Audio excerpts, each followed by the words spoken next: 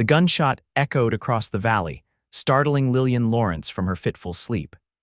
She bolted upright, her heart racing, only to realize it was just another nightmare, the same one that had haunted her since Thomas had disappeared with everything they owned 3 weeks ago. Dawn was breaking over the Colorado horizon, casting long shadows across her tiny rented room above the Mercantile in Silver Creek. The year was 1876, and Lillian was completely, utterly alone. She dragged herself from the narrow bed, wincing at the cold floorboards beneath her bare feet. The landlord had made it clear yesterday that her week of grace was up. No money meant no room, and Lillian had nothing but the clothes on her back and her wedding ring, which she'd been too proud to sell, despite everything. "One more day," she whispered to herself, splashing water on her face from the chipped basin. "Something will change today." She'd been telling herself that for 21 days straight. Lillian examined her reflection in the spotted mirror. At 26, she still possessed the beauty that had once made Thomas swear undying love. Her long auburn hair fell in waves past her shoulders, and her green eyes, though now rimmed with dark circles, remained striking. But the woman looking back at her appeared hollowed out, betrayed by the man who had promised to cherish her forever. She dressed quickly in her second-hand dress, once fine, but now showing wear at the seams, and descended the back stairs into the alley. Silver Creek was already stirring to life, the distant sound of a smithy's hammer punctuating the morning air. The saloon would be looking for help. It wasn't what she wanted, but Lillian was desperate. Her teaching position had vanished when her husband's gambling debts had become common knowledge. No respectable establishment would hire the wife of Thomas Lawrence, even if he had abandoned her. As she walked down the main street, the townsfolk's whispers followed her like shadows. "There she goes. Poor thing. Husband ran off with everything, even her dignity. Wonder how long before she's working at the Silver Spur." Lillian held her head high, though each word stung like a physical blow. She had been respectable once, a schoolteacher from Boston who'd come west with dreams of building a life with the charming man who'd swept her off her feet. 3 years of marriage had taught her that charm often masked something far darker. The Mercantile owner, Mr. Whitaker, stopped her before she could pass his store. "Mrs. Lawrence, about your room. Please, Mr. Whitaker, just one more day, I have prospects." The lie tasted bitter on her tongue. The older man's face softened slightly. "Till sunset, then, not a minute longer." Lillian nodded gratefully and continued toward the Silver Spur saloon. She had never imagined herself pushing through those swinging doors, but here she was, desperate enough to consider serving drinks to men who would look at her with either pity or worse. The saloon was nearly empty this early, save for a man cleaning glasses behind the bar and 2 trail-worn cowboys nursing coffees in the corner. "Mr. Jenkins," she addressed the barkeep, her voice steadier than she felt. "I understand you might need help." The man barely looked up. "Got all the help I need, Mrs. Lawrence. I can clean serve whatever's needed. I'm in desperate straits." Jenkins finally met her gaze, and there was a mixture of pity and discomfort there. "Look, your husband owes money to half the men who frequent this establishment. Having you here would just cause trouble." Before Lillian could protest, the saloon doors swung open behind her, and a hush fell over the room. She turned to see a tall, broad-shouldered man silhouetted against the morning light. As he stepped inside, his features became clear, weather-beaten but handsome, with piercing blue eyes beneath the brim of a well-worn hat. Dust covered his clothing, suggesting a long ride. "Tucker Vaughn," Jenkins called out, his tone suddenly respectful. "Didn't expect you back so soon." The stranger Tucker nodded curtly. Business concluded faster than expected. His voice was deep, with a slight rasp that suggested he didn't waste words. His eyes swept the room, pausing briefly on Lillian before moving on. "The usual?" Jenkins asked, already reaching for a bottle. "Just coffee." "Been riding all night." Lillian, sensing she'd been dismissed by Jenkins, turned to leave, fighting back the burn of tears. Another door closed, another day closer to complete destitution. As she pushed past Tucker Vaughn, he caught her arm gently. "Excuse me, madam." She looked up, startled by the contact. "You dropped this." He held out her handkerchief, which had fallen from her pocket. "Thank you," she whispered, taking it back. Their fingers brushed and something electric passed between them. For a moment, those blue eyes seemed to see right through her carefully maintained facade. Tucker Vaughn tilted his head slightly. "You're Lillian Lawrence." It wasn't a question. Surprised, she nodded. "Have we met before, Mr. Vaughn?" "No, madam, but news travels in small towns." His expression revealed nothing of what news he might have heard. Lillian's cheeks burned with humiliation. Of course he knew she was the abandoned wife, the woman foolish enough to trust Thomas Lawrence. "If you'll excuse me." He stepped aside, but as she moved past him, he spoke again. "If you're looking for work, I could use someone at my ranch." She froze, then slowly turned back. "Your ranch, the Double V, north of town. Housekeeper left last month to get married. Place needs a woman's touch." His expression remained impassive, but something in his eyes suggested sincerity. Suspicion flared in Lillian. Men didn't offer jobs to women they just met without expecting something in return. What exactly would this position entail, Mr. Vaughn? A hint of a smile touched his lips. "Cooking, cleaning, maybe some bookkeeping if you've got the skill for it." "Nothing improper, Mrs. Lawrence. I've got hands who need feeding and a house that's gathering dust." Jenkins snorted from behind the bar. "Tucker's place is the finest spread in the county. You'd be a fool to turn him down, Mrs. Lawrence." Lillian hesitated. She needed work desperately, but leaving town with a man she'd just met seemed reckless. Then again, what choice did she have? "When would you need me to start?" she asked cautiously. "Today, if possible. Got a wagon outside with supplies. You could ride back with me, today." Leave everything behind today. But what was there to leave? A room she couldn't afford, whispers she couldn't escape, and memories that cut like knives. "I have very few possessions to gather," she admitted. Tucker nodded. "I'll finish my coffee and meet you outside in 30 minutes. Lillian found herself nodding back. "Thank you, Mr. Vaughn." "Tucker," he corrected. "If you're going to be running my household, Mrs. Lawrence, we might as well use first names." "Lillian," she replied, and for the first time in weeks, she felt the faintest flicker of hope. Back in her room, Lillian packed her meager belongings into a small carpet bag, 2 dresses, undergarments, a brush, and the small book of poetry Thomas had given her during their courtship. She hesitated, then tucked the book away. Whatever lies he had told her, those early days had been real to her. Mr. Whitaker seemed relieved when she explained she was leaving to work at the Double V Ranch. "Vaughn's a good man," he assured her. "Tough but fair, built that ranch from nothing after the war. You know him well." Lillian asked, settling her account with the last of the coins she'd been saving. "Well enough. Keeps to himself mostly, but he's respected, not like—" He trailed off, embarrassed. "Not like my husband," Lillian finished for him. "It's all right, Mr. Whitaker. I'm under no illusions about Thomas anymore." Outside, she found Tucker Vaughn waiting beside a wagon loaded with supplies. He took her bag without comment and helped her up onto the seat. "It's about a 2-hour ride," he informed her, climbing up beside her. "Roads rough in places." As they pulled away from Silver Creek, Lillian felt both terror and relief. She was leaving behind the scene of her greatest humiliation, but heading into unknown territory with a stranger. The silence stretched between them as the wagon rolled through the rugged landscape. Finally, Tucker spoke. "I know what happened with your husband." His voice was matter-of-fact, neither judgmental nor pitying. Lillian stiffened. "I imagine everyone does by now. Not everyone knows he was running a confidence game on half the territory before he disappeared with your savings." She turned to him, startled. "How do you know that?" Tucker kept his eyes on the road.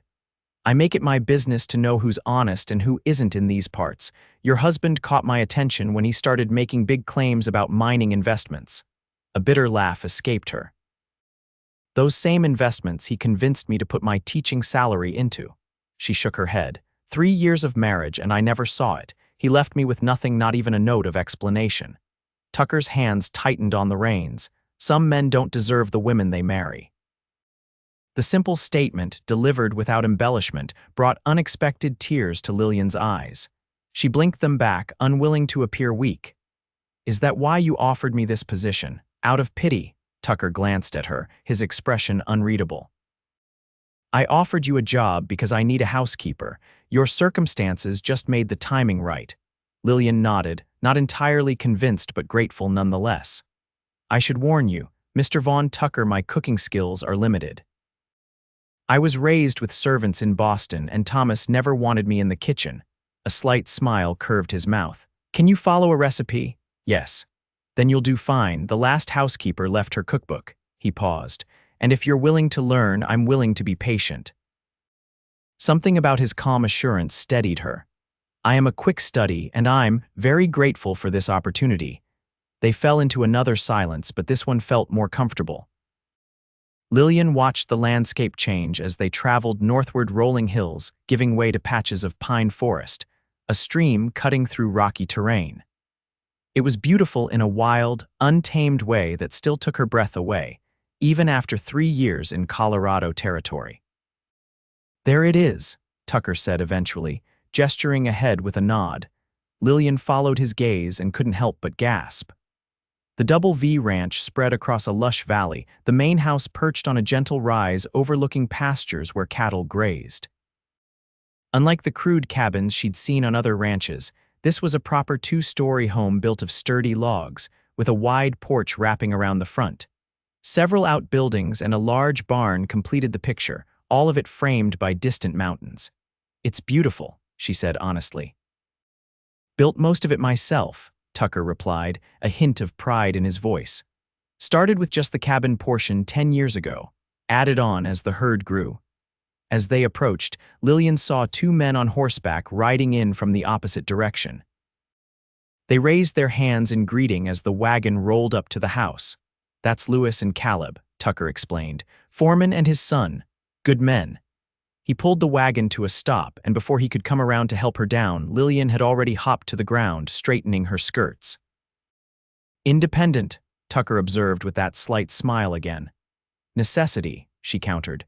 The inside of the house surprised her. It was simply but thoughtfully furnished, with solid pieces that spoke of quality rather than ostentation. Large windows allowed light to flood the main room, which combined a sitting area and dining space. A massive stone fireplace dominated one wall, and bookshelves lined another filled, she noted with interest, with actual books. Your room is upstairs, first door on the right, Tucker told her, carrying her bag in. Mine's at the end of the hall. There are 2 more bedrooms, one for guests, though we rarely have any, and one I use as an office. He showed her the kitchen, large and well-equipped, though in need of a thorough cleaning, and the pantry, stocked with the supplies they'd brought from town. I'll let you get settled, he said finally. Dinner's usually at 6, but whatever you can manage tonight is fine. Left alone, Lillian stood in the center of the kitchen, overwhelmed by the sudden change in her circumstances. This morning, she had been facing eviction and possible destitution. Now she had a roof over her head, work to do, and a chance to rebuild some semblance of dignity. She rolled up her sleeves and got to work. By 6 o'clock, she had cleaned the kitchen to a shine, found Mrs. Peterson's cookbook, and prepared a simple but hearty beef stew with biscuits. Her hands were red and chapped from scrubbing, but a sense of accomplishment warmed her from within.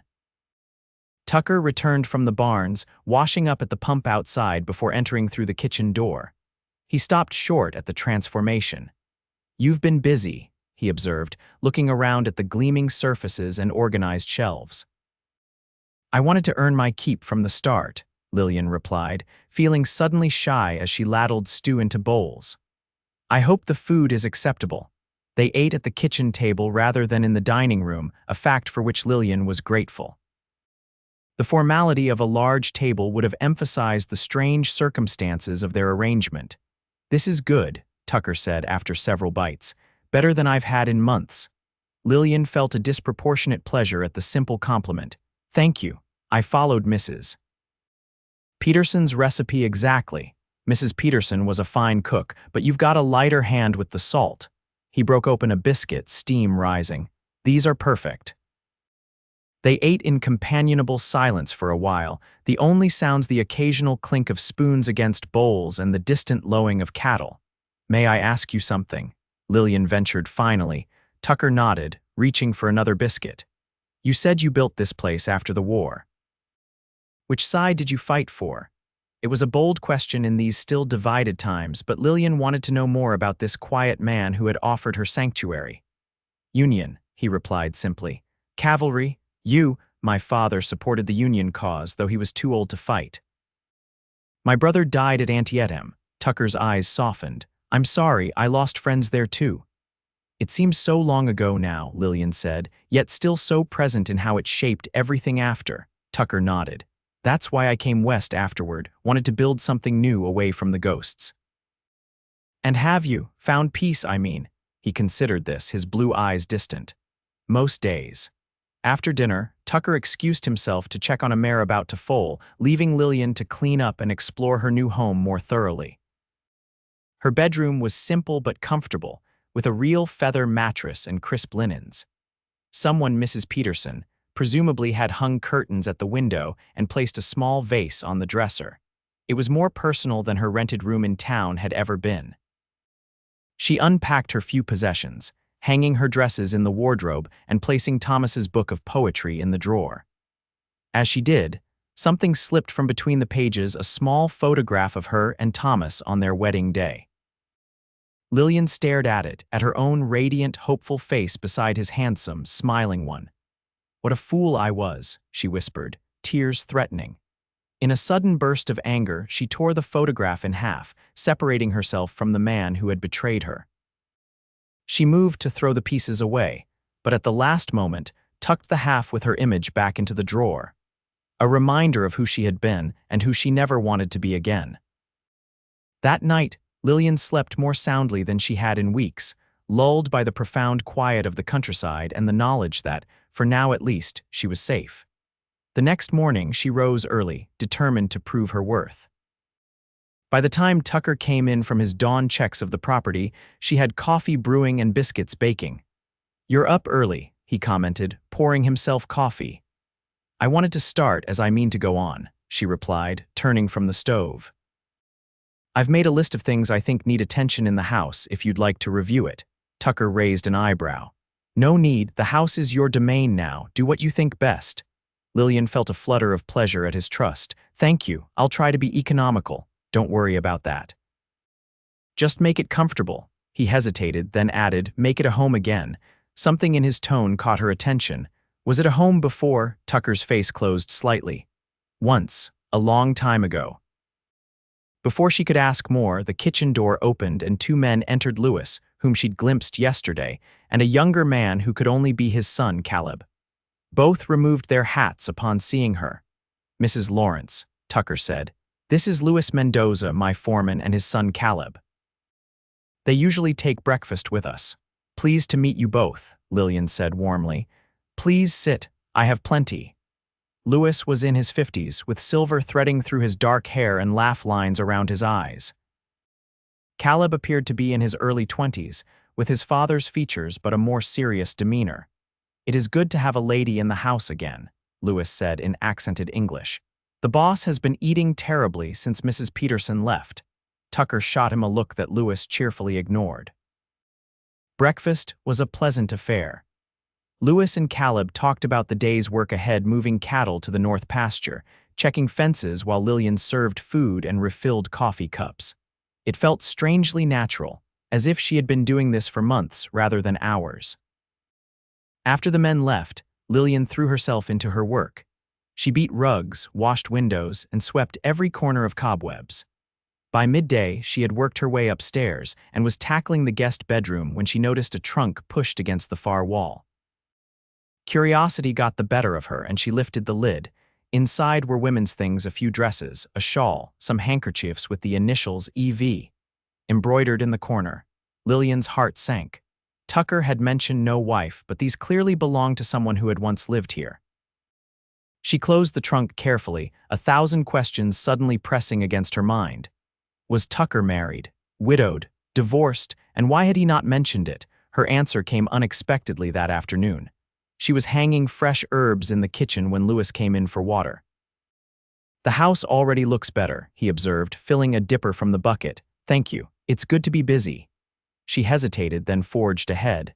"Luis, may I ask you something? I found a trunk upstairs with women's things."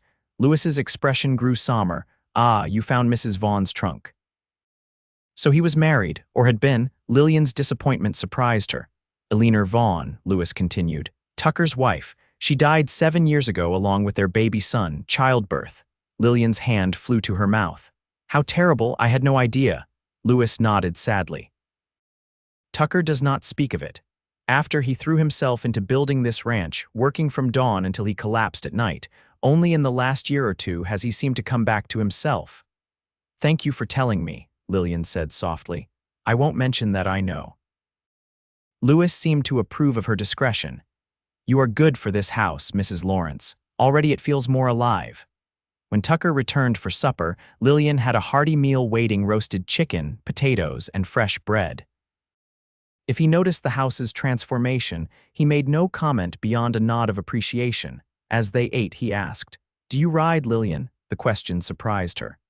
Yes, though not as well as I should. Why? Thought I might show you the property tomorrow if you're interested. It's easier on horseback than by wagon. I'd like that very much. Good, we'll go after breakfast. He cut another piece of chicken. This is excellent, by the way. Lillian smiled, pleased by the simple praise.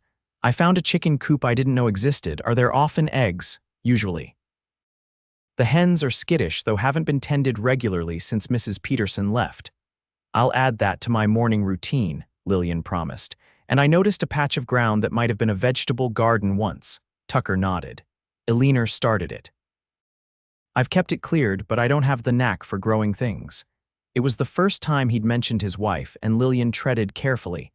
Would you mind if I tried to revive it? Fresh vegetables would be nice. I'd like that, he said quietly. She would have liked that too. Later, as Lillian prepared for bed, she found herself thinking about Lillian Vaughn. What kind of woman had she been? What kind of life had she and Tucker built here before tragedy struck? And why did Lillian care so much about a man she barely knew? The next morning dawned clear and bright. After serving breakfast to the men, Lillian changed into her one-riding skirt, a concession to Western life she'd made shortly after arriving in Colorado. Tucker was waiting for her by the barn, 2 horses saddled and ready. This is Daisy, he said, indicating a gentle-looking mare with a dappled coat. She's steady and even-tempered, good for someone who doesn't ride often. Lillian approached the horse, letting her sniff her hand before stroking her neck. She's beautiful. Tucker helped her mount, his hands strong and sure at her waist. The brief contact sent an unexpected warmth through her, which Lillian firmly attributed to embarrassment. They rode out across the ranch lands, Tucker pointing out features of the property: the best grazing areas, the stream that never ran dry even in summer, the stand of pines that provided shelter during winter storms. He was more talkative than she'd yet seen him, clearly proud of what he'd built. How many acres do you have? Lillian asked as they paused atop a rise overlooking the valley. 5,000, give or take. Started with 500 after the war, added on as I could. He gestured toward distant mountains. Those mark the north boundary. Creek to the east, ridge to the west, town property to the south. Lillian tried to imagine building all this from nothing. It's impressive what you've accomplished, Tucker shrugged, uncomfortable with the praise. Had good men helping me. Lewis has been here almost from the start. Still, it takes vision to create something this substantial. He looked at her then, really looked at her, his blue eyes intent. Sometimes building something is the only way to keep from drowning in what you've lost. The raw honesty of the statement caught her off guard. Before she could respond, Tucker turned his horse. Come on, there's something I want to show you. He led her to a small rise about a mile from the main house. There, beneath a spreading oak tree, stood 2 simple wooden crosses. Tucker dismounted and helped Lillian down, then stood silently before the markers. Lillian read the roughly carved names. Lillian Vaughn and Thomas Vaughn, with dates indicating they'd died on the same day 7 years earlier. My wife and son, Tucker said quietly. She was 24. The baby came early. There was too much blood, and the doctor was 3 days' ride away. Lillian's heart ached for him. I'm so sorry, Tucker. I should have gotten her to town sooner, should have known something was wrong. His voice was flat, emotionless, but Lillian sensed the deep pain beneath. You can't blame yourself, she said gently. These things, they happen even with the best care. Tucker looked down at her, his expression softening. That's what the doctor said when he finally arrived. Didn't make it any easier. He took a deep breath. I bring flowers when they're in bloom. Elinor loved wildflowers. Lillian was moved by this glimpse into his private grief. Thank you for showing me this place, for trusting me with it. He nodded, then gestured to her horse. We should head back, storm's brewing. Sure enough, dark clouds were gathering to the west. By the time they reached the ranch, the wind had picked up considerably, carrying the smell of rain. They had just stabled the horses when the first heavy drops began to fall. They ran for the house, laughing despite themselves as they were caught in the sudden downpour. By the time they reached the porch, both were soaked through. So much for staying dry, Tucker said, removing his hat and shaking water from the brim.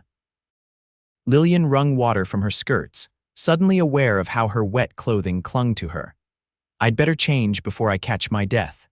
Tucker's eyes lingered on her for a moment longer than strictly proper, and Lillian felt a strange flutter in her chest. I'll stoke up the fire, he said, turning away. It'll be a cold night. Indeed, the temperature dropped rapidly as the storm intensified. After changing into dry clothes, Lillian hurried downstairs to prepare dinner, grateful for the warmth of the kitchen stove. Lewis and Caleb joined them, bringing reports of cattle huddling in the sheltered draws. They ate heartily beef stew and fresh bread while rain lashed at the windows and thunder rolled across the valley. Good night for a story, Lewis remarked as they lingered over coffee. Mrs. Lawrence, perhaps you know some tales from the East, Lillian smiled, warmed by their inclusion of her in this small family circle. I know many stories. My father was a professor of literature.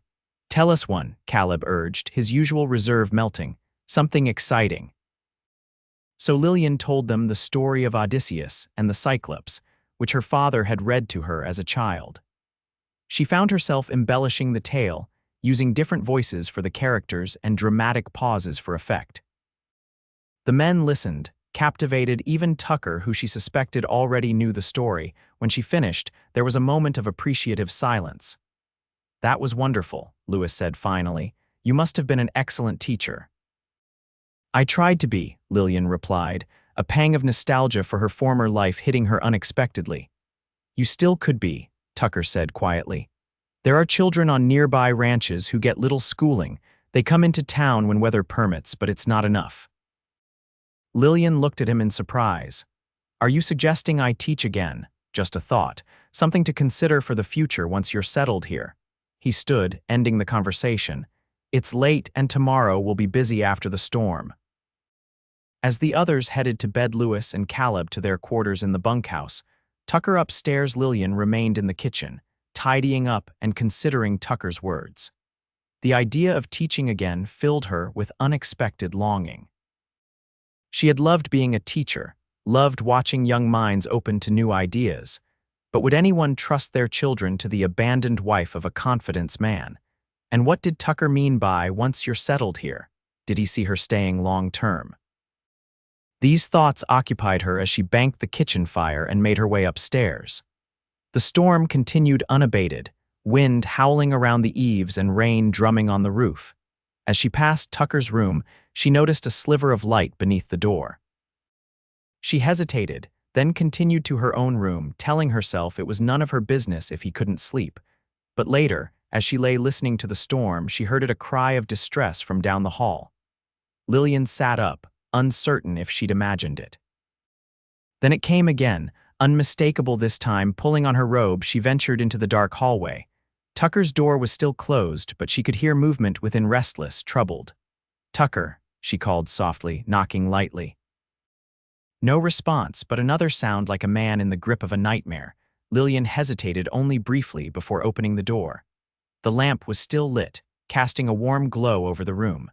Tucker lay on the bed, fully clothed except for his boots, clearly in the midst of a terrible dream. His face was contorted and he thrashed against some invisible enemy. No, Elinor, hold on, he muttered, his voice ragged. Lillian approached the bed cautiously. Tucker, wake up, you're dreaming. She touched his shoulder gently, then more firmly when he didn't respond. Suddenly his hand shot out, gripping her wrist with bruising force as his eyes flew open, wild and unseeing. Tucker, it's me, Lillian, she gasped, trying not to show her fear. Recognition dawned slowly in his eyes, followed immediately by horror. He released her as if burned. Lillian. God, I'm sorry, did I hurt you? She rubbed her wrist, which would likely bruise, but shook her head. You were having a nightmare, I heard you from my room. Tucker sat up, running a hand through his disheveled hair. I'm sorry you had to see that, the storms, they bring it back sometimes. Lillian realized with a pang that Alina must have died on a stormy night like this one. There's no need to apologize, we all have our ghosts. He looked at her with something like gratitude. Yes, I suppose we do. An awkward silence fell between them, both suddenly aware of the impropriety of her presence in his bedroom, dressed only in her nightgown and robe. I should go, Lillian said, moving toward the door. Lillian, Tucker called after her. When she turned, his expression was vulnerable in a way she hadn't seen before. Thank you, she nodded, understanding he meant for more than just waking him from the nightmare. Good night, Tucker. Back in her own room, Lillian found sleep elusive. She kept thinking about Tucker's face in the grip of that nightmare, about the raw grief that clearly still haunted him 7 years later. And she thought about her own ghosts, not just Thomas's betrayal, but the dreams she'd surrendered in marrying him, the career she'd abandoned to follow his schemes. Perhaps Tucker was right. Perhaps she could teach again, here in this new place where she was building a different life. The storm blew itself out before dawn, leaving behind a washed, clean world and cooler temperatures. Lillian rose early, determined to act as if nothing unusual had happened the night before. If Tucker wanted to mention it, that would be his choice. He didn't.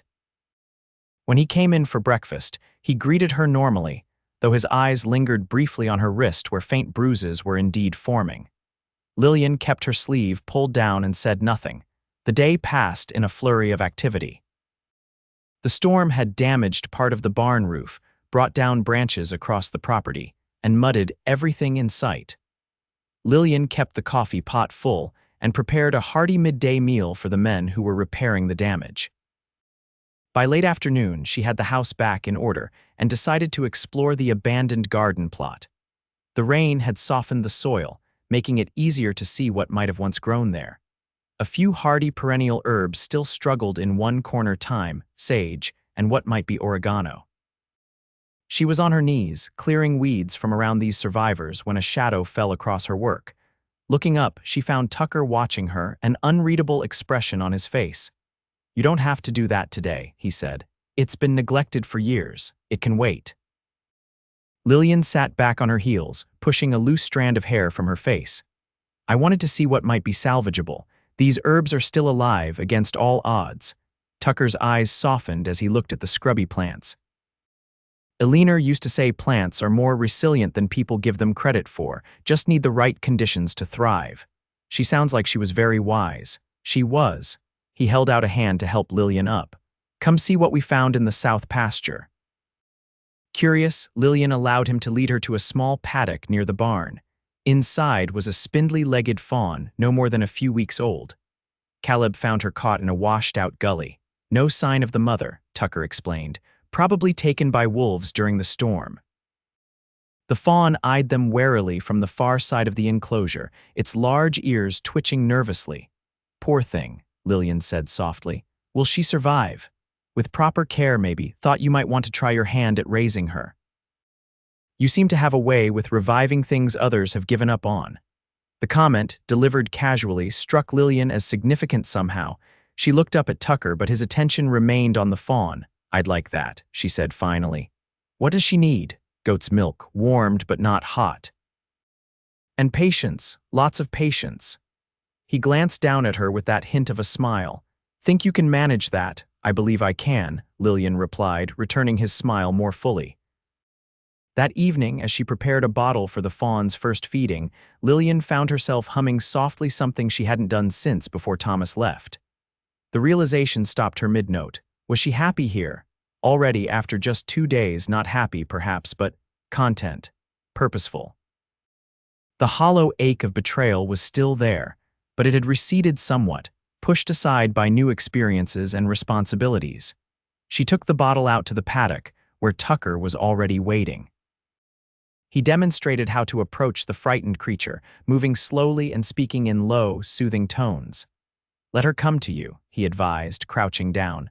She'll smell the milk. Sure enough, hunger eventually overcame the fawn's fear. It approached cautiously, allowing Lillian to hold the bottle while it nursed greedily. "She's starving," Lillian whispered, afraid to break the spell of trust. "She'll need feeding every few hours, including through the night," Tucker warned. "It's a big commitment." "I don't mind." "She deserves a chance." As they walked back to the house together, Lillian gathered her courage. "Tucker, about last night," he stiffened slightly but kept walking. "I'm sorry you had to see that. It doesn't happen often." "That's not," Lillian paused, collecting her thoughts. "I wanted to say that I understand something of what it's like to be haunted by what might have been. By the life you thought you were building." Tucker stopped, turning to face her in the fading light. "Your husband." "Yes, it's not the same, I know that. But when someone betrays your trust completely, it leaves scars, different kind of scars, but still painful." For a long moment, Tucker just looked at her, his expression softening. "How did you know that he wasn't what he seemed?" Lillian laughed bitterly. "I didn't, not until it was too late. 3 years of marriage, and I never suspected he was lying about almost everything: his background, his business dealings, even his feelings for me. You couldn't have known." "I should have." "There were signs: money that didn't add up, business trips that seemed to accomplish nothing, friends who never materialized when I wanted to meet them." She shook her head. "I was so eager to believe in the life he promised that I ignored everything that didn't fit." Tucker's hand came up as if to touch her face, then dropped back to his side. "We all have blind spots when it comes to those we love." The simple truth of this statement hit Lillian with unexpected force. "Yes," she whispered, "I suppose we do." They continued to the house in silence, but something had shifted between them: a deeper understanding, a recognition of shared vulnerability. That night, Lillian rose 3 times to feed the fawn, whom she decided to call Hope. Each time she found Tucker already at the paddock, having risen himself to check on the creature. "You don't have to do this," she told him on the 3rd visit as dawn was breaking. "I can manage." "I know you can," he replied, watching as Hope suckled eagerly at the bottle Lillian held. "But I like seeing it. Reminds me that new beginnings are possible." His words stayed with her throughout the day, as she tackled the kitchen garden with renewed energy, clearing decades of weeds and turning the soil to prepare for planting. Lewis brought her seedlings from town: tomatoes, peppers, beans, and squash, which a farmer's wife had started weeks earlier. "The growing season is short up here," he explained as he helped her set the tender plants into the ground. "But the soil is rich. They will grow quickly now." As they worked, Lewis told her more about the early days of the ranch, how Tucker had arrived with nothing but determination and his army pay. "He worked alongside us, dawn to dusk, never asked any man to do what he wouldn't do himself." "And his wife, when did she come?" 2 years after he started building. They had been engaged before the war but lost touch during the fighting. "He found her again in Denver, teaching school like you." Lewis smiled at the coincidence. "She was a good woman, brave." The isolation was hard for her at first, but she grew to love this place. "He still misses her very much," Lillian observed, careful to keep her tone neutral. Lewis nodded. "For a long time I thought the grief would kill him too. Only in the last year has he seemed truly alive again." He glanced at Lillian. "Since you arrived, he smiles more." Lillian felt her cheeks warm. "We've only known each other a few days, Lewis." "Sometimes a few days is enough to change everything," the older man replied cryptically before returning to his work with the ranch horses. The days began to take on a rhythm. Lillian rose before dawn to feed Hope, prepared breakfast for the men, tended to her household duties, worked in the garden, and cared for the gradually more confident fawn. She experimented with recipes, repaired linens, and slowly made the house her own, always careful to preserve what she imagined Alina might have valued. Tucker was often gone during the day, riding the boundaries of his property or working with the cattle. But he was invariably present at meals, and they had fallen into the habit of sitting together on the porch after dinner, watching the sunset and talking. She learned more about his life: his childhood in Pennsylvania, his time in the cavalry during the war, his dreams for the ranch. In turn, she told him about her family in Boston, her passion for teaching, and gradually, haltingly, about her ill-fated marriage to Thomas. "I still don't understand why he bothered to marry me," she confessed one evening, 2 weeks after her arrival. If all he wanted was my savings, there were easier ways to get it than maintaining a marriage for 3 years. Tucker considered this, his profile strong against the fading light. Maybe he did love you in his way. Or at least he loved the idea of having someone like you educated, refined as his wife. It would have lent him credibility. Perhaps, but it makes me question everything now, every memory, every moment I thought we shared something real. She sighed. I don't know how I'll ever trust my own judgment again. Tucker turned to her then, his blue eyes intent. Your judgment seems sound enough to me. You've transformed this house in 2 weeks. You've saved that fawn that everyone else said would die. You've made this place feel like a home again. The genuine admiration in his voice warmed Lillian more than she cared to admit. Thank you, I've been happier here than I expected to be. I'm glad. Tucker hesitated, then added, I've been thinking about what I said before about teaching. The Johnsons have 3 school-age children on their ranch to the east. The Petersons have 2. There are others. If we set up a schoolroom here, would you consider teaching them? Maybe 2 or 3 days a week. Lillian's heart leapt at the idea. Do you think the parents would agree, given my situation? Your situation is that you're a qualified teacher living on a respectable ranch, Tucker said firmly. What your husband did has no bearing on your abilities. His faith in her brought unexpected tears to Lillian's eyes. I would love to teach again, truly. Tucker nodded, satisfied. I'll speak to the families next week. We could use the front room of the old cabin as a classroom. It's sturdy enough, just needs some cleaning up. Thank you, Lillian said softly, for believing in me. Tucker's gaze lingered on her face, something unreadable in his expression.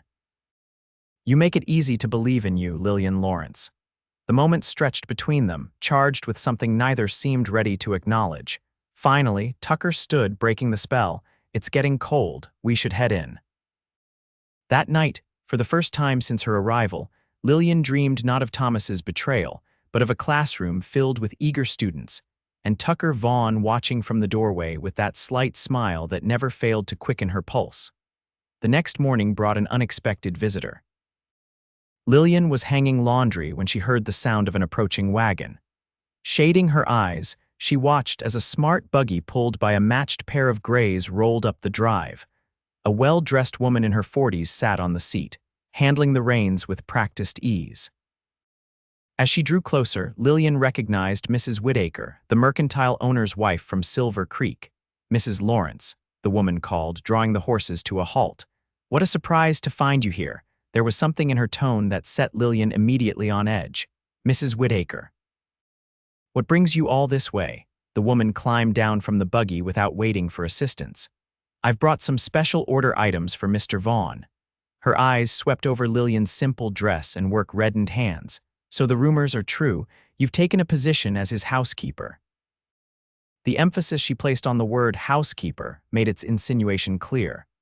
Lillian felt her cheeks burn but kept her voice steady. Yes, Mr. Vaughn has been kind enough to employ me. Would you like to come in? I can make coffee while you wait for him to return from the north pasture, Mrs. Whitaker followed her into the house, her eyes cataloging everything. You've made changes, she observed, noticing the fresh curtains Lillian had sewn from fabric found in Alina's trunk after asking Tucker's permission. Just a few touches to freshen things up, Lillian replied, moving to the stove to put the coffee pot on.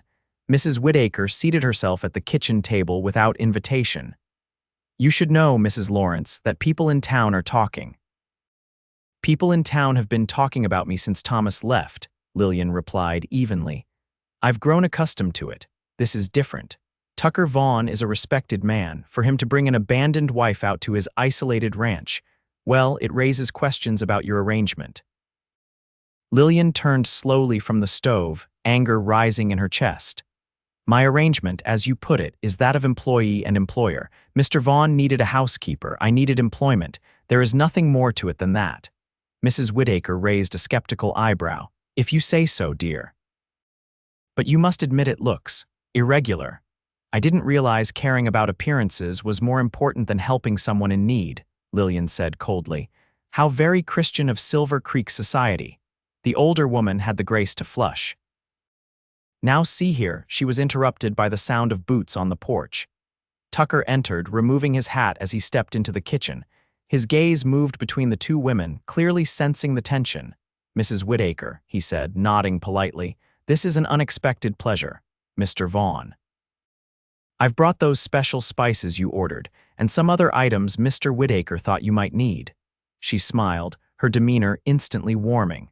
"And I wanted to personally invite you to the Founders' Day celebration next weekend. The whole town will be there." Tucker hung his hat on the peg by the door. "That's very kind of you. I'll consider it. You simply must come. It wouldn't be the same without you." She glanced at Lillian. "And of course, your housekeeper is welcome as well." The pointed emphasis was not lost on Tucker. His jaw tightened almost imperceptibly. "Mrs. Lawrence is indeed welcome to accompany me should I decide to attend." Mrs. Whittaker's smile turned brittle. "How progressive of you." "I've always thought so," Tucker replied mildly, but there was steel beneath his tone. The visit didn't last much longer. Tucker paid for the delivered goods, thanked Mrs. Whittaker politely but firmly, and saw her to her buggy. When he returned to the kitchen, Lillian was gripping the edge of the sink, her knuckles white. "I'm sorry about that," Tucker said quietly. "It's not your fault. Small towns have long memories and narrow minds." Lillian tried to keep the bitterness from her voice. "I'm the one who should apologize. I've brought gossip to your doorstep." Tucker moved to stand beside her, close enough that she could feel the warmth radiating from him. "Lillian, look at me." She raised her eyes to his reluctantly. "I don't give a damn what people in town think. Never have. If they want to gossip, let them. It changes nothing about who you are or what you're building here." His certainty steadied her. "Thank you, but Mrs. Whittaker is right about one thing: your reputation matters for the ranch. If people think..." "What?" "That I'm harboring a beautiful, intelligent woman who was wronged by her husband and deserves a second chance." His voice had dropped lower, and something in his gaze made Lillian's breath catch. "Let them think it. It's the truth." "You think I'm beautiful?" The question slipped out before she could stop it. Tucker's eyes darkened. "I think you're the most beautiful woman I've seen since..." He trailed off, a flash of pain crossing his features. "Since Alina," Lillian finished softly. He nodded, suddenly looking away. "I should get back to work. Louis is waiting." As he left, Lillian remained by the sink, her heart pounding. What was happening between them? And was she ready for it, whatever it was? The incident with Mrs. Whittaker cast a shadow over the days that followed.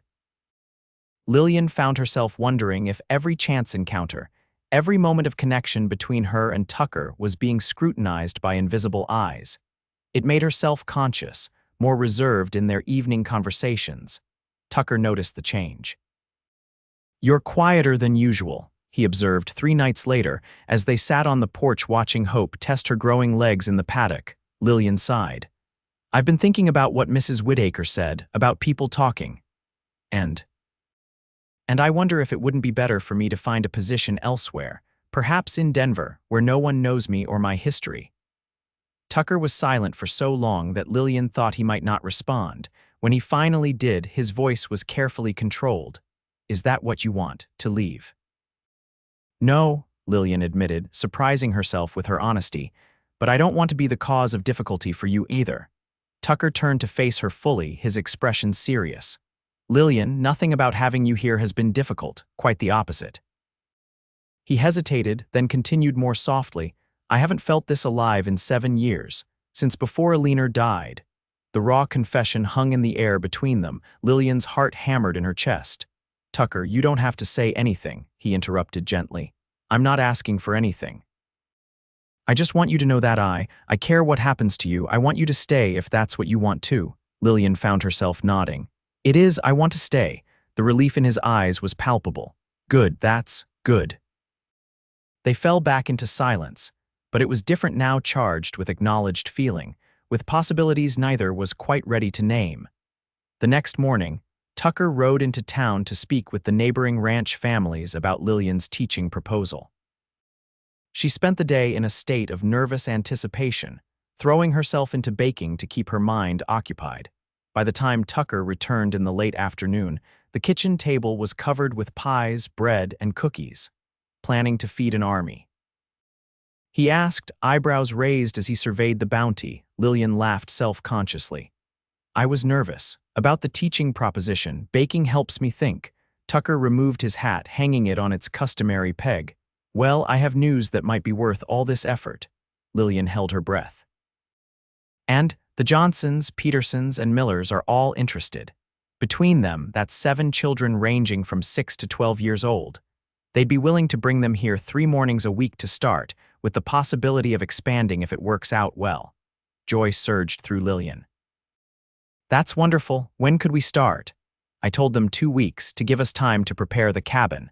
Tucker's smile was warm. They seemed genuinely pleased to have a real teacher for their children, Lillian. No one mentioned your husband or your circumstances. Tears pricked at Lillian's eyes. Thank you. This means more to me than I can say. There's one more thing, Tucker added, reaching into his pocket. I stopped by the land office while I was in town, got some information that might interest you. He handed her a folded paper. Lillian opened it to find a deed of sale for a small parcel of land 20 acres adjacent to the Double V Ranch. I don't understand, she said, looking up at Tucker in confusion. It's yours, he said simply. If you want it, mine. But why would you? I've been thinking about what you said about Thomas leaving you with nothing. It's not right. Every person should have something that's theirs alone, something no one can take away. He gestured to the deed. That land is good for farming or building. Whatever you want to do with it, consider it an advance on your wages if you like, though I'd prefer to call it a gift. Lillian stared at the paper in her hands, overwhelmed. Tucker, I can't accept this. It's too much. You can and you will, he said firmly. I have 5,000 acres. I won't miss 20, but you'll have something that's yours, no matter what happens. The implication was clear. No matter what happened between them, this land would be hers. It was both a gift and a promise of her independence. I don't know what to say, Lillian whispered, tears now flowing freely. Tucker stepped closer, gently brushing a tear from her cheek with his thumb. Say you'll accept it. Say you'll build something for yourself here. Looking up into his blue eyes, Lillian found herself nodding. Yes. Thank you, Tucker, for everything. His hand lingered on her face, and for a heart-stopping moment, Lillian thought he might kiss her. Instead, he stepped back, clearing his throat. Let's get some of these pies over to the bunkhouse. The men will think they've died and gone to heaven. As they carried the baked goods across the yard, Lillian felt something settling inside her, a sense of belonging, of possibility, that had been missing for far too long. The next 2 weeks passed in a blur of activity. While continuing her regular duties, Lillian threw herself into preparing the old cabin for use as a schoolroom. Tucker and the ranch hands moved out old furniture, repaired the roof and floor, and built simple desks for the students. Lillian cleaned, organized, and gathered what teaching materials she could find. Some books from Tucker's library, slates and chalk ordered from Denver, maps she drew herself on large sheets of paper. She created lesson plans tailored to each child's age and likely abilities, based on what their parents had told Tucker. Her enthusiasm was infectious.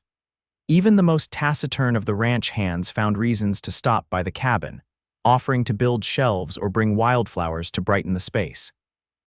You've certainly stirred things up around here, Lewis commented one afternoon, as he helped Lillian hang a map of the United States on the wall. Haven't seen the men this interested in a project since we built the new barn. They're being very kind, Lillian replied, touched by the community's support. It's more than that, Lewis said thoughtfully. You've brought something back to this place, a sense of purpose beyond just the day-to-day work. Lillian blushed at the compliment. I think that's giving me too much credit. I don't think it's giving you enough, came Tucker's voice from the doorway. Lillian turned to find him watching them, his expression warm. The place looks transformed, he observed, stepping inside. Hard to believe this was a storage shed 3 weeks ago. It still needs curtains for the windows, Lillian fretted, and more books eventually, but it will do to start. It will do more than that, Tucker assured her. It will open worlds for these children.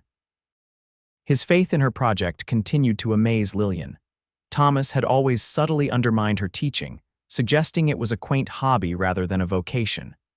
Tucker, by contrast, treated it as essential work, as valuable as his own efforts with the ranch. The night before her first class was to begin, Lillian found herself too nervous to sleep. She slipped downstairs to make herself a cup of tea, only to find Tucker already seated at the kitchen table, a ledger open before him. "Can't sleep either?" he asked, looking up with a smile. "Too many thoughts racing through my mind," Lillian admitted, moving to the stove to heat water. "Going over lessons, worrying about whether the children will listen to me, whether the parents will approve. They will. Both the children and their parents." Tucker closed his ledger. "You're a natural teacher, Lillian. I've seen it with Hope, with the way you explain things to Caleb when he asks questions. You have a gift." The simple confidence in his voice steadied her nerves. "I hope you're right. I know I am." He watched as she prepared her tea. "Would you like company for a while? Or would you prefer to be alone with your thoughts?" "Company would be nice," Lillian replied honestly. They sat together at the kitchen table, talking softly about the ranch, about books they'd both read, about Lillian's plans for her small piece of land. It was comfortable, this late-night conversation, intimate in a way that had nothing to do with physical proximity and everything to do with the sharing of thoughts and dreams. Eventually, Lillian's nervousness gave way to drowsiness. "I should try to sleep," she said reluctantly. "Tomorrow will be a long day," Tucker nodded, standing when she did. "Lillian," he said as she reached the kitchen door, "you're going to be wonderful tomorrow. These children are lucky to have you as their teacher." Impulsively, Lillian stepped forward and pressed a kiss to his cheek. "Thank you for believing in me." Before he could respond, she hurried upstairs, her heart pounding and her cheeks flushed. Her first day of teaching exceeded all expectations. The 7 children, 4 boys and 3 girls, arrived promptly with their parents, all of them dressed in their Sunday best for the occasion. Lillian had prepared the classroom with care, placing a small vase of wildflowers on her desk and writing a welcome message on the slate. The children were shy at first, but quickly warmed to her as she engaged them in a geography lesson about the rivers and mountains of Colorado. By midday, when the parents returned to collect their children, the classroom was buzzing with excited chatter as the students showed off what they had learned. "Mrs. Lawrence, this is more than we could have hoped for, Mrs. Johnson said warmly as her son proudly demonstrated how he could now locate Denver on a map. "William hasn't stopped talking since we arrived to pick him up." "They're wonderful children," Lillian replied, genuinely moved by the day's success, so eager to learn. As the families departed, promising to return in 2 days' time, Lillian stood in the doorway of her little schoolhouse, a sense of fulfillment washing over her. This was what she had been missing, not just work, but meaningful work that made a difference. She was still standing there when Tucker approached, having observed the departures from a distance. "Congratulations, teacher," he said, his eyes crinkling with genuine pleasure. "Looks like it was a success." "It was perfect," Lillian replied, unable to contain her joy. "They're such bright children, Tucker, so curious about everything." "Like their teacher," he observed, coming to stand beside her. "I'm proud of you, Lillian. You've built something special here." His words warmed her more deeply than she cared to admit. "We built it together," she corrected softly. "I couldn't have done this without you." Tucker shook his head. "I just provided the space, the rest is all you." He hesitated, then added, "I have something for you, a small gift to mark the occasion." From his pocket, he withdrew a slender package wrapped in brown paper. Lillian opened it to find a beautiful fountain pen, its barrel made of polished wood with gold fittings. "Tucker, it's exquisite," she breathed, turning it in her hands. "Every teacher needs a proper pen," he said simply. "For marking papers, writing lessons, recording the growth of young minds." The thoughtfulness of the gift, not just the object itself, but the recognition of her vocation, moved Lillian deeply. Without thinking, she stepped forward and wrapped her arms around him in a spontaneous embrace. Tucker froze for a moment, clearly surprised, then his arms came around her, holding her gently. Lillian became acutely aware of his warmth, the solid strength of his chest against her cheek, the faint scent of soap and sunshine that clung to him. "Thank you," she whispered against his shirt. "You're welcome," he replied, his voice rougher than usual. They stood like that for a long moment, neither willing to be the first to pull away. Finally, a distant call from one of the ranch hands broke the spell. Tucker stepped back, his expression unreadable. "I should see what Lewis needs," he said, his voice carefully controlled. "You must be tired after your first day of teaching. Don't worry about dinner. I told Cook to prepare something special." Before Lillian could respond, he was gone, striding across the yard toward the barn. She watched him go, pressing the pen to her heart, wondering if he could feel the shift that was happening between them as clearly as she could. The following weeks fell into a new rhythm. 3 days a week, Lillian taught in the mornings, her little school growing to include 2 more children from a neighboring ranch. The other days, she tended to her household duties, worked in her flourishing garden, and began making plans for her 20 acres. Hope the fawn grew stronger by the day, eventually moving from the paddock to a larger enclosure where she could graze on fresh grass. She remained skittish around most people but would come readily to Lillian, and to everyone's surprise, to Tucker. "She knows who saved her," Lewis observed one evening as they watched the young deer approach Tucker for an apple. "Animals have a sense about these things." "About what things?" Lillian asked. "About who is safe, who can be trusted." The foreman gave her a knowing look, like people sometimes. Lillian felt her cheeks warm, aware that her growing feelings for Tucker had not gone unnoticed by the observant older man. Those feelings had become impossible to deny, at least to herself. Over the weeks, her gratitude and admiration had deepened into something more profound. She found herself watching for him throughout the day, treasuring their quiet conversations on the porch in the evenings, noticing the way his eyes crinkled when he smiled or how his hands moved as he spoke about the ranch. But something was holding him back, holding them both back. The ghost of a leaner, Lillian suspected, and perhaps her own recent wounds from Thomas's betrayal. The subject of the upcoming Founders' Day celebration had not been raised again since Mrs.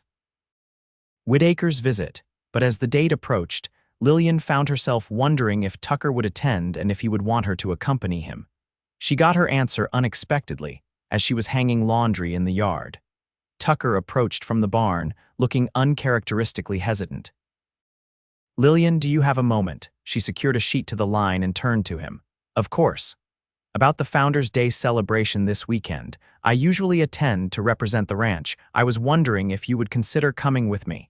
He spoke formally, almost stiffly. "Only if you want to, of course. I understand if you'd prefer not to face the town gossips." Lillian studied his face, trying to read what lay behind the invitation. "Are you asking as my employer, Tucker, or as something else?" The directness of the question seemed to catch him off guard. His expression softened, the formality dropping away. "As something else," he admitted quietly. "As a man who enjoys your company and would be proud to have you beside him."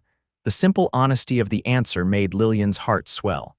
"In that case, I would be honored to accompany you." Relief and something warmer spread across Tucker's features. "Good, that's good," he cleared his throat.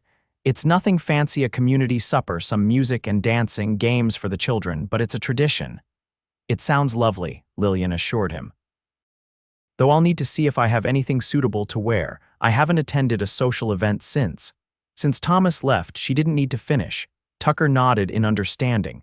"There's a trunk in the attic with some of Alina's things," he said hesitantly. "She was about your size." "If you wanted to, that is, if it wouldn't be too strange." The offer touched Lillian deeply. "Are you sure? I wouldn't want to presume." "I'm sure," Tucker said firmly. "She would have liked you, Lillian, and she never believed in letting good things go to waste." That afternoon, Lillian explored the trunk in the attic with a mixture of reverence and curiosity. Lillian Vaughn's clothing was practical but well-made dresses of sturdy cotton and wool, a few finer pieces for special occasions, and one truly beautiful gown of deep blue silk. "She wore that to our wedding," came Tucker's voice from the attic doorway, startling Lillian. "Sorry, I didn't mean to spy. I just wondered if you'd found anything useful." Lillian carefully laid the blue dress aside. "Everything is lovely. She had beautiful taste." Tucker nodded, his eyes on the discarded gown. "She ordered that from a dressmaker in Denver. Said a ranch wife might not need fine things often, but when she did, they should be the best she could afford." "A wise philosophy," Lillian agreed, pulling out a simpler but still elegant dress of forest green wool. "I think this would be perfect for the celebration if you truly don't mind." "I don't mind," Tucker said softly. "It suits you, the color, I mean, with your hair." The compliment was unexpected and all the more affecting for that. "Thank you." As the day of the celebration approached, Lillian found herself both excited and nervous. It would be her first public appearance with Tucker, and she knew they would face scrutiny. But there was also a sense of rightness about it, a feeling that this was a natural progression of whatever was growing between them. The morning of the event, Tucker rode out early to handle some ranch business, promising to return in time to escort her to town. Lillian spent the day preparing washing her hair, pressing the green dress, even using a bit of the rose water she found among Alina's things. When she descended the stairs that afternoon, she felt more like her old self than she had in months. The dress fit perfectly, its color flattering her complexion and bringing out the green of her eyes.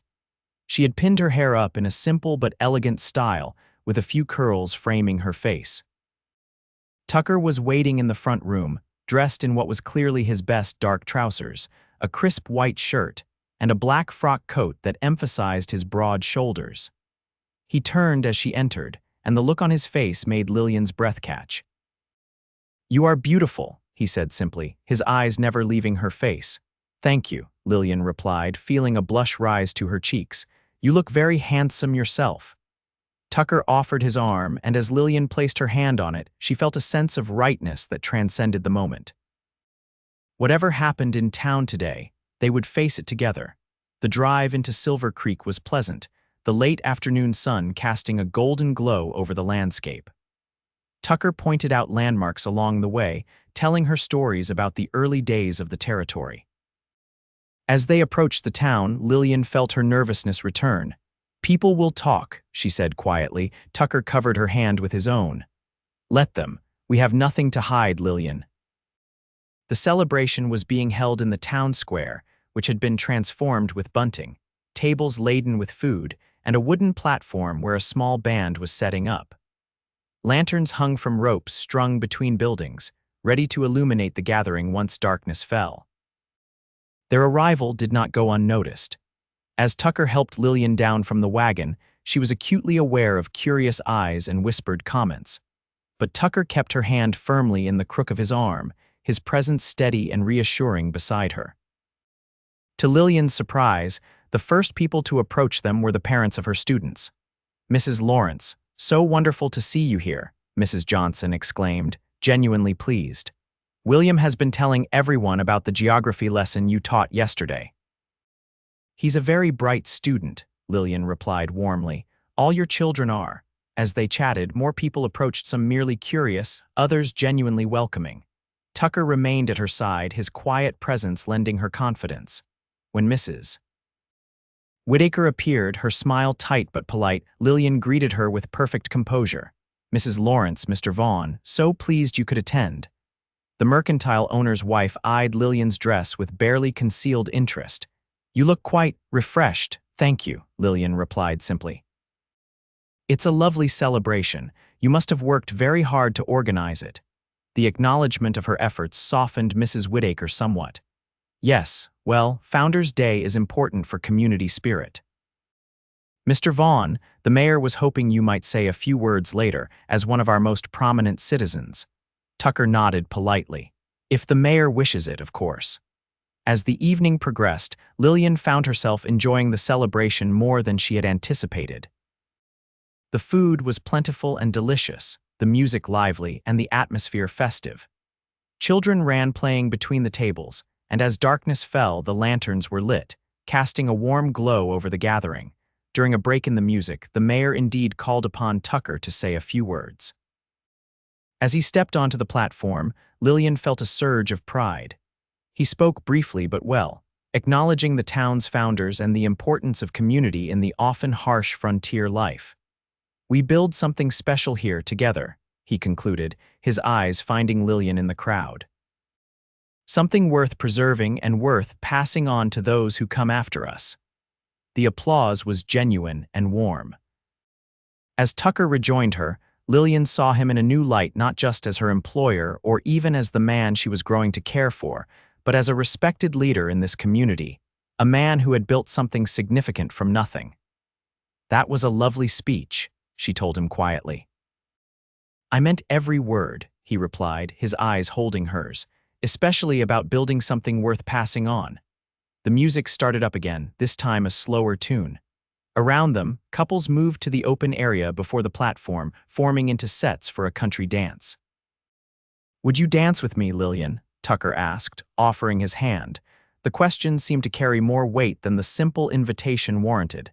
Lillian placed her hand in his without hesitation. "I would love to."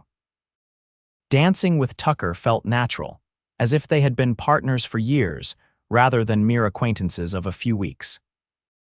He moved with surprising grace for a man who spent his days on horseback, and Lillian found herself responding to the subtle pressure of his hand at her waist, the gentle guidance as they turned. "You're a fine dancer," she observed, slightly breathless as they completed a turn. "Eleanor insisted I learn properly before our wedding," Tucker replied, a fond smile touching his lips at the memory. "Said she wouldn't have her husband stomping on her toes in front of the whole town." It was the first time he had mentioned his wife with a smile rather than pain, and Lillian took it as a positive sign. She was a wise woman. Yes, she was. Tucker's eyes held Lillian's, something deeper passing between them. She would have liked seeing the ranch come alive again. "Seeing the school, the garden, seeing you there." The simple statement, delivered in that quiet, steady voice, moved Lillian deeply. "I wish I could have known her." "So do I," Tucker said softly, "but I'm grateful to know you, Lillian Lawrence." As they continued to dance, Lillian became aware that they were being watched not with disapproval or scandal, but with something like satisfaction, as if the community had been waiting for this moment. "I think we're causing talk again," she murmured, nodding discreetly toward where Mrs.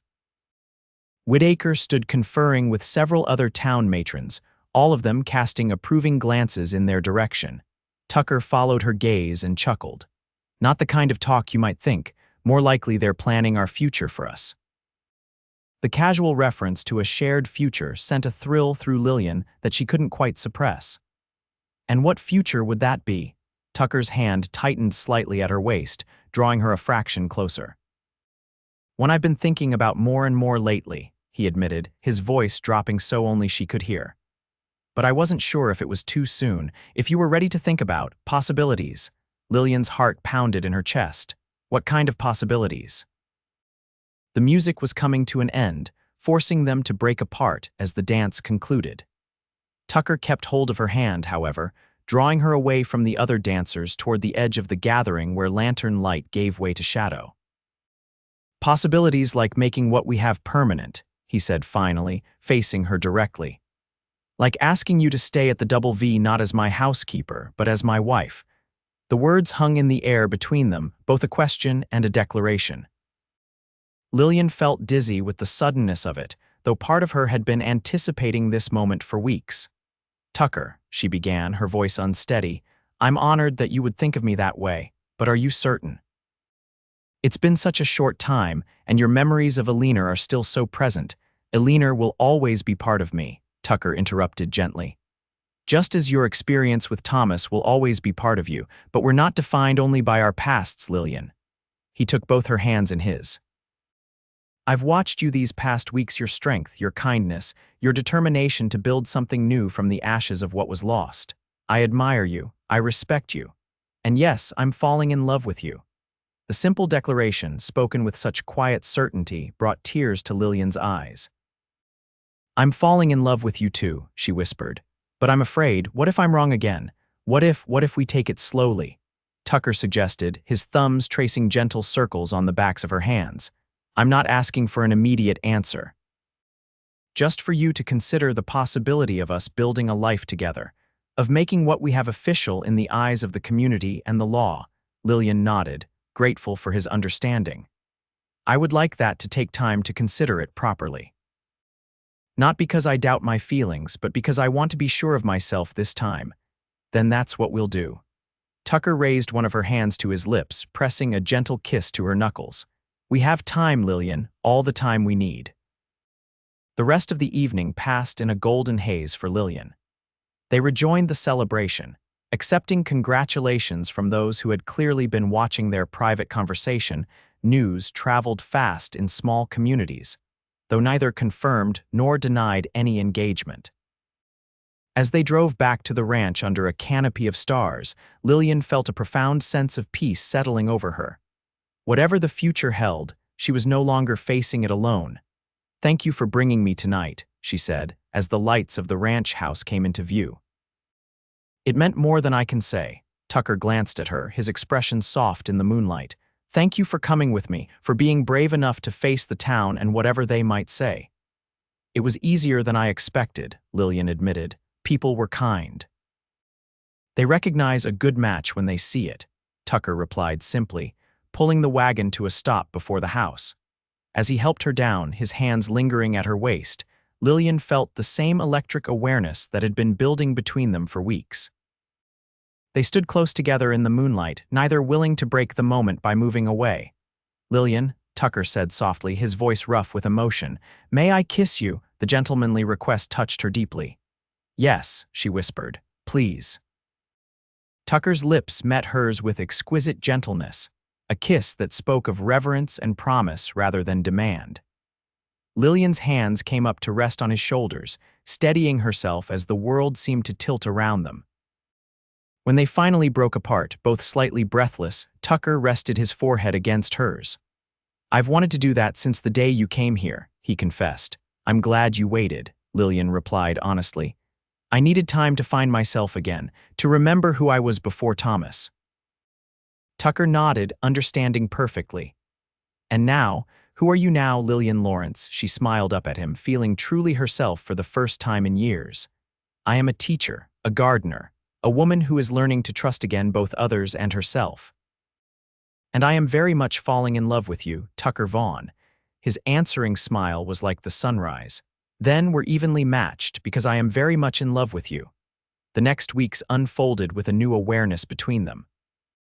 Nothing substantial changed in their daily routine. Lillian still taught her growing class of students, managed the household, and tended her garden. Tucker still worked from dawn to dusk, building his ranch. But there was a sense of future in everything they did, a shared purpose that manifested in small ways. They began taking Sunday rides to Lillian's 20 acres, discussing what might be built there, perhaps a small cottage initially. Tucker suggested that could serve as a proper schoolhouse as the number of students grew. "You see farther ahead than I do," Lillian observed as they stood together on a rise overlooking the property. "I was just thinking of planting an orchard next spring." "We can do both," Tucker replied easily. "The orchard here, the schoolhouse there on the flat ground where it would be easily accessible from several directions." The casual we did not escape Lillian's notice, nor did the way Tucker was already incorporating her dreams into his plans for the future. One evening in late summer, as they sat on the porch watching Hope now almost fully grown graze at the edge of the forest, Tucker broached the subject that had remained largely unspoken since the night of the Founders' Day celebration. "Lillian, I've been thinking." She turned to him, noting the serious expression on his face. About us, about the future." He took her hand, his thumb tracing the bare third finger of her left hand where Thomas's ring had once been. Lillian had finally sold it to help pay for books for her students. "It's been almost 3 months since you came here. I promised to give you time, and I have, but I find my feelings have only grown stronger." Lillian squeezed his hand, "as have mine." "Then will you consider my proposal more formally?" Tucker asked, his blue eyes intent on hers. "Will you marry me, Lillian? Not immediately, whenever you feel ready, but with the understanding that we are committed to each other, to building a life together." Lillian's heart swelled with certainty. Over the weeks, she had examined her feelings carefully, testing them against her experience with Thomas. What she felt for Tucker was entirely different, not the giddy infatuation of her first marriage, but something deeper and more solid. A partnership based on mutual respect and genuine affection that had grown steadily stronger with each passing day. "Yes," she said simply. "Yes, I will marry you, Tucker Vaughn." The joy that spread across his face was like nothing she had ever seen, pure and unguarded, transforming his usual reserved expression into something radiant. "You've made me the happiest man in Colorado territory," he said, bringing her hands to his lips. "And you've given me back something I thought was lost forever," Lillian replied softly. Hope, for the future, for myself, for us. As if on cue, the young deer they had named Hope raised her head from grazing, seeming to look directly at them before bounding gracefully into the forest, no longer the frightened fawn they had rescued, but a strong, independent creature finding her own way in the world. When? Tucker asked, turning back to Lillian. When would you like to be married? Lillian considered this. I was thinking perhaps when the first snow falls. It seems fitting, somehow a new beginning as the world grows quiet for winter. Tucker nodded, pleased by the suggestion. First snow it is. Usually comes by late October in these parts. That gives us time to prepare, Lillian said practically. And for me to write to my family in Boston, I doubt they would travel so far, but they should know, of course. Tucker hesitated, then added, there's something I'd like to do before we marry, if you agree. What's that? I'd like to legally change the name of the ranch from the Double V to the Vaughn Lawrence Ranch, to reflect that it will be ours together, not just mine. The gesture brought tears to Lillian's eyes. Tucker, that means so much to me. It's the truth, he said simply. Everything I have, everything I am, I want to share with you. When your husband left you with nothing, I said I would give you everything, and I meant it. The echo of those first words he had spoken to her, that day in the saloon when her world had seemed so bleak, made Lillian's heart contract with emotion. You have given me everything, she whispered. Not just material things, but purpose and trust and love. Tucker drew her close, his kiss a tender promise of all they would build together. The news of their engagement spread quickly through the community, met with general approval and even excitement. Mrs. Whitaker, ever the social arbiter, pronounced it most suitable, and immediately began planning a celebration to rival the Founders' Day gathering. Lillian's students were perhaps the most delighted of all. Does this mean you'll stay forever, Mrs. Lawrence? Little Anna Peterson asked during a geography lesson. It means I'll be Mrs. Vaughn instead of Mrs. Lawrence, Lillian explained gently. But yes, I'll continue to be your teacher for as long as you need one. The first snow came earlier than expected, in mid-October, a light dusting that transformed the landscape overnight, covering the browns and golds of autumn with a pristine white blanket. Lillian woke to find Tucker already outside, watching the sunrise turn the snow-covered mountains pink and gold. It's beautiful, she said, joining him on the porch, wrapping a shawl tightly around her shoulders against the morning chill. It is, he agreed, putting an arm around her. And it's snowing as requested. Are you still certain about today? Lillian looked up at him, at the man who had restored her faith in herself and in love. More certain than I've ever been about anything. They were married that afternoon in the small church in Silver Creek, with Lewis standing as Tucker's best man and Mrs. Johnson as Lillian's matron of honor. The entire community turned out for the occasion, filling the church to capacity. Lillian wore Alina's blue silk dress, altered slightly to fit her perfectly, with a crown of evergreen and dried berries in her hair. Tucker wore the same black frock coat he had worn to the Founders' Day celebration, with a new white shirt and polished boots. As they spoke their vows before the minister, Lillian felt a profound sense of rightness. This was not the fairy tale romance she had once imagined with Thomas, but something far more valuable, a partnership based on mutual respect, shared goals, and genuine love that had been tested by time and experience. I, Tucker James Vaughn, take thee, Lillian Marie Lawrence, to be my lawfully wedded wife. Tucker's voice was steady and sure, his eyes never leaving hers. To have and to hold, from this day forward, for better or worse, for richer or poorer, in sickness and in health, to love and to cherish, till death do us part. I, Lillian Marie Lawrence, take thee, Tucker James Vaughn, to be my lawfully wedded husband, Lillian replied, her voice clear despite the emotion welling in her throat. To have and to hold, from this day forward, for better or worse, for richer or poorer, in sickness and in health, to love and to cherish, till death do us part. The simple gold band Tucker placed on her finger felt nothing like the ostentatious diamond Thomas had given her.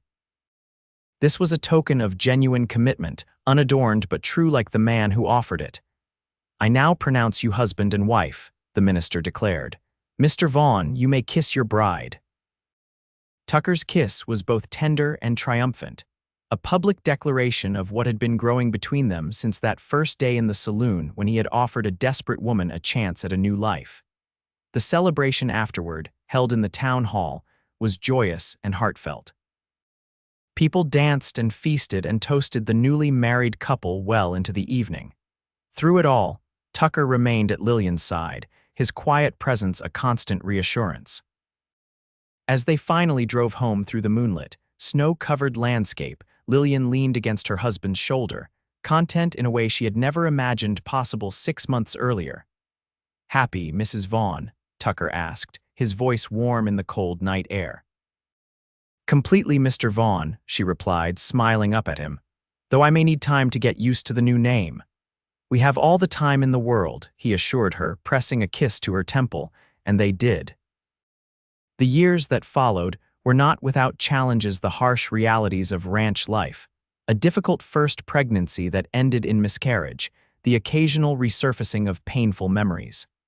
But through it all, their partnership only grew stronger. The school on Lillian's 20 acres was built the following spring, eventually expanding to accommodate 15 students from ranches throughout the area. Lillian continued to teach 3 days a week, even after the birth of their daughter Eleanor Louise 2 years after their marriage, and their son James Thomas a year after that. Tucker's prediction that the Vaughn Lawrence Ranch would become one of the most prosperous in the territory proved correct. Under their joint management, the ranch flourished, becoming known for both its cattle and its innovative approach to education and community building. Sometimes, in the quiet evenings when the children were asleep, and they sat together on the porch watching the stars, Lillian would think back to that desperate day in Silver Creek when everything had seemed lost. How could she have known that Thomas's betrayal would lead her to a life richer and more fulfilling than anything she could have imagined? "What are you thinking about?" Tucker would ask, noting her contemplative expression. "About how endings sometimes turn out to be beginnings in disguise," Lillian would reply, leaning into the strength of her husband's embrace. "And about how grateful I am that you were there that day, offering me everything when I had nothing." "I got the better end of that bargain," Tucker would insist, his love evident in every line of his face. "You gave meaning back to my life, Lillian, you and the children and this home we've built together." And as they watched Hope, now fully grown and occasionally visiting with fawns of her own edge out of the forest to graze in the moonlight, Lillian would feel the truth of it settle deep in her bones. From the ashes of 2 broken hearts, they had forged something enduring and beautiful. Something worth passing on to those who would come after them. It wasn't the life she had once dreamed of, but it was better, richer, more honest and true. And as Tucker's hand found hers in the gathering darkness, Lillian knew with absolute certainty that this love, this family, this home was everything she had ever truly needed.